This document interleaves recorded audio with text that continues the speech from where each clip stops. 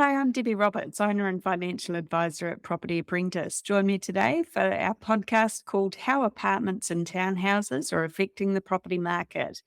Now, building consents have been increasing in New Zealand pretty much since the global financial crisis by over 100% year on year.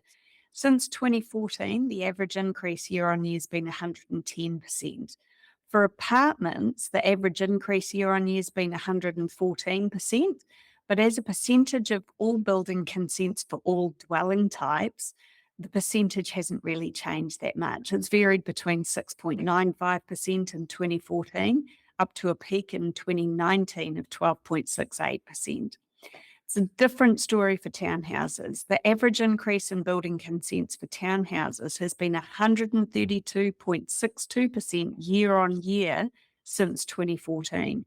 As a percentage of all dwelling types, building consents for new townhouses have steadily increased every single year from 11.05% in 2014 up to 41.97% for the year ended 2022. That's nearly 42% of all building consents issued for new dwellings in New Zealand being for townhouses. No wonder it seems like everywhere you go, there's new townhouses popping up. The number of new build apartments currently listed for sale on Trade Me in New Zealand is 332, whereas for townhouses, the number of new build townhouses currently listed for sale on Trade Me in New Zealand, 1,447. The lower price points for these properties, both apartments and townhouses, but especially townhouses for home buyers, often makes them appealing, especially compared to the house prices. So, they're usually at a lower price point than existing properties. The new build component has also made these properties attractive to some investors after the tax changes for interest deductibility, because you can still deduct the interest on a mortgage for new builds for 20 years after Code Compliance Certificate is issued, as long as the CCC, the Code Compliance Certificate, was issued on or after the 27th of March 2020. But many investors who've bought these properties recently are now regretting that choice because they're faced with really low yields. I mean, you're lucky if you can find a new build with a gross yield above 4%, and they've also been hit with rising interest rates. So many of these investors have now become motivated vendors. They're needing to sell those properties because they just can't afford to keep them anymore. To add insult to their injury, many of these investors actually thought that they'd received financial advice about the purchase because they'd bought these properties via a financial advisor, or at least a company who had a financial advisor.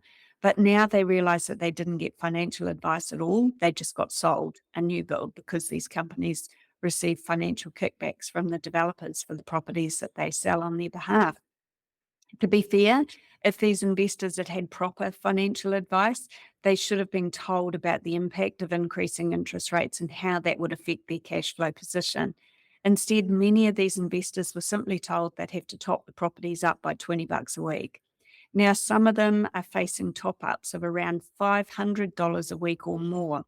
And some of these investors can't even get lending now to settle the purchase of the property that they're unconditional on, because banks have tightened their lending criteria and also increased the test rates that they use to test your ability to pay a mortgage. In some cases, banks are now using interest rates to test your affordability of up to 8.9% interest or 8.99% interest. Increased sales in this one sector of the market could actually be part of the reason that there's been such a significant drop in the median values, especially in Auckland.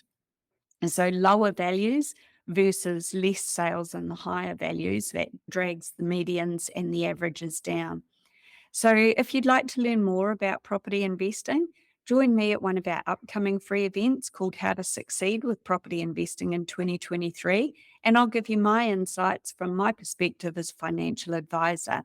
And just to be clear, at Property Apprentice, we don't sell property, so there's no conflict of interest there. Register via our website, which is propertyapprentice.co.nz.